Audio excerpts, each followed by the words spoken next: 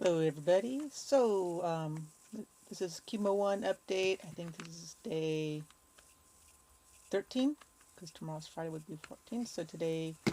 Uh, so 2 weeks in of 3 weeks between, treatments.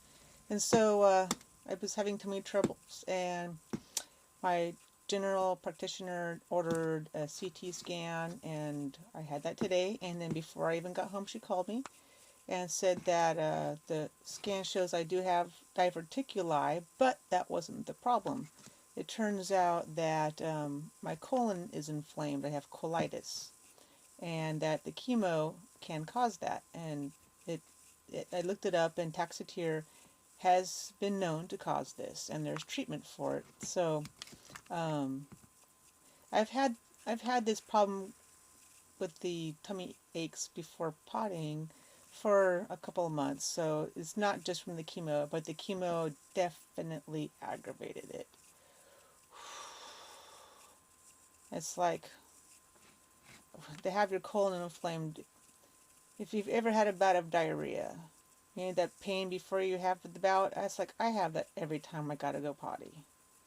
So it's like sometimes it's so painful, like you start sweating and you're like not that it burns, it's just the pain from the fluid or stuff moving through that inflamed part of the intestines. So anyway, I thought that would be something to note. My mouth is better. It's not. It turns out that the colitis can also cause canker sores or cold sores. That's the term. And that's what I had. I had a cold sore on my lip, and I had a couple that were forming under my tongue, but they are getting better. So, and the one on the lip is getting better. So it turns out that it looks like that the mouth issues, even though my tongue was more sensitive, that is a chemo thing. I think the cold sores, the cold sores are from the colitis, from the infection, whatever it was. So, but everything else, my energy is still pretty low, but that's to be expected. So over the next few days, it should hopefully get better as my blood and everything starts to normalize. I'm leaving the week. Halfway through the cycle, your body's at its lowest. So I'm just past the halfway mark. So I should be starting to feel better here in the next couple of days before my next chemo in a week. But anyway, as I learn more and what treatment they decide to use, hopefully they treat it because it's not getting better. Even though I don't have the fever anymore, I had a fever of 101.6 that was the high point, and then the next day it was like only 100 and it went away.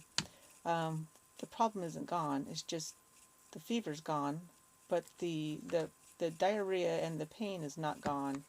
So hopefully that they will take care of that. But as you can see, I still have my hair. I haven't noticed any severe hair loss.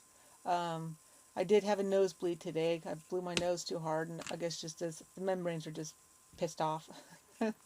But other than that, I'm doing okay. I'm starting to resume some of my normal activities. I was after the infection in my tummy. Whatever it was, it knocked me down for a couple of days. But getting better. And so as I learn more, I'll let you know. Just keep plugging away.